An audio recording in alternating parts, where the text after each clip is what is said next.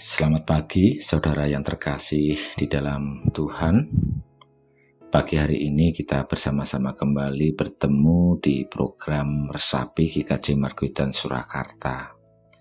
Saya berharap Bapak, Ibu, dan saudara semua dalam keadaan sehat dan semangat untuk mengawali hari ini bersama Tuhan. Mari kita berdoa. Bapa di surga, pagi hari ini kami kembali menghadap kehadirat-Mu.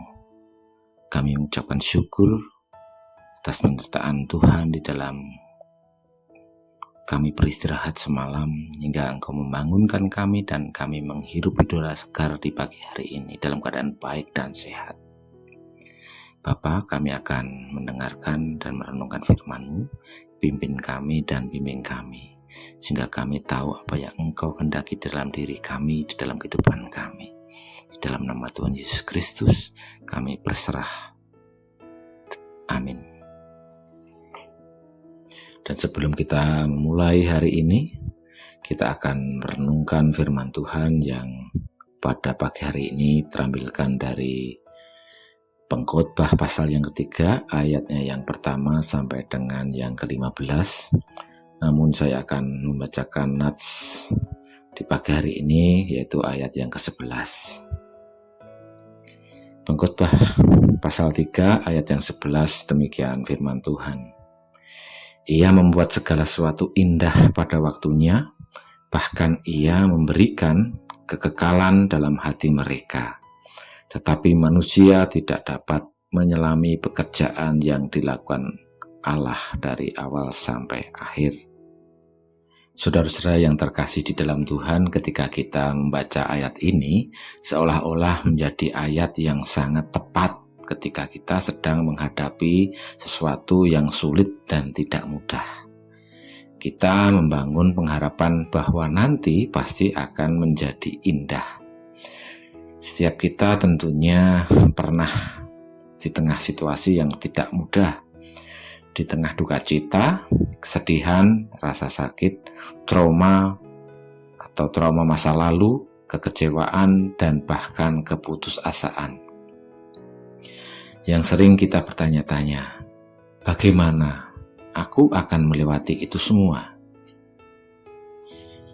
Kemudian mungkin muncul dalam pikiran kita, segala sesuatu terjadi karena suatu alasan. Mungkin pernyataan ini berusaha menenangkan pemikiran kita. Namun pada faktanya adalah seringkali kita tidak menemukan alasan mengapa semuanya itu terjadi pada diri kita. Semakin kita mencari dan mencari alasan dari sesuatu yang terjadi, semakin kita tidak menemukan, dan akhirnya semakin dalam kita akan jatuh kepada kekecewaan karena kita tidak menemukan jawabannya, dan ujung-ujungnya menjadi kecewa kepada Tuhan. Dan pada akhirnya lagi semuanya tetap menjadi misteri di dalam kehidupan kita. Pengkhotbah sebagai seorang yang berhikmat memberikan sebuah nasihat yang sangat penting, yaitu bahwa manusia tidak dapat menyelami pekerjaan yang dilakukan Allah dari awal sampai akhir. Ini adalah sebuah fakta bahwa nalar dan akal budi manusia terbatas, sehingga tidak dapat menyelami pekerjaan yang dilakukan Allah. Manusia tidak pernah dapat menjawab semua paradoks atau pertentangan dalam kehidupan. Allah telah memberi manusia daya nalar, tetapi manusia tidak dapat membuka semua misteri kehidupan ini. Menghadapi situasi yang sulit, kita seringkali dibombardir dengan pemikiran, ini sudah kehendak Tuhan, sudah digariskan oleh Allah. Ungkapan ini seolah-olah sebuah penyerahan kepada kehendak Tuhan.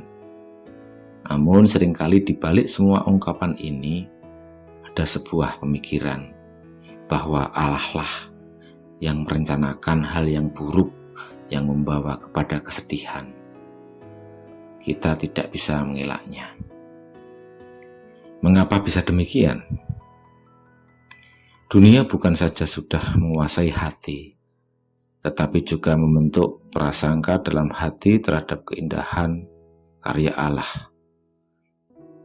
Kita menempatkan dunia begitu besar dalam hati kita, begitu dikuasai oleh pikiran dan kekhawatiran akan perkara-perkara duniawi, dan begitu tersita dalam jerih lelah kita di dalamnya, sampai-sampai kita tidak mempunyai waktu maupun semangat untuk melihat keterlibatan Allah di dalamnya.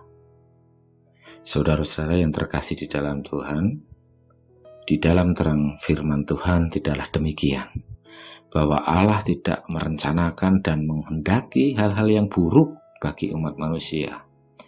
Namun di dalam kehendak bebasnya lah manusia memilih untuk tidak taat kepada Allah, sehingga manusia berjalan di dalam konsekuensi dan akibat dari dosa itu sendiri.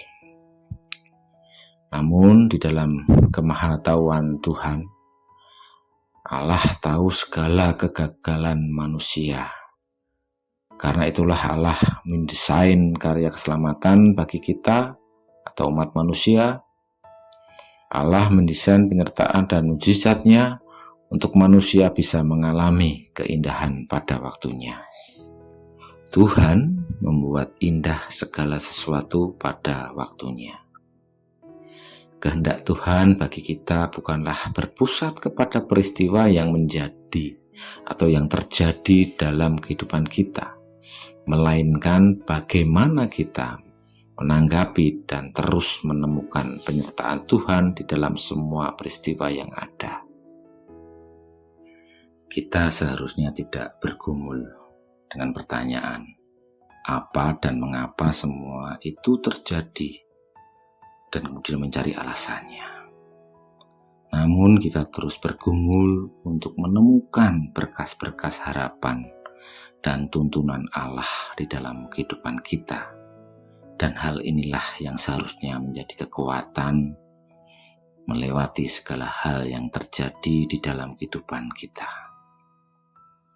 Kehendak Tuhan adalah agar kita menggunakan peristiwa hidup kita, baik dalam kemenangan, kekalahan, sukacita, dan bahkan yang menyakitkan, untuk menyampaikan pesan pengharapan, rahmat, pengampunan, dan belas kasihan Allah kepada dunia.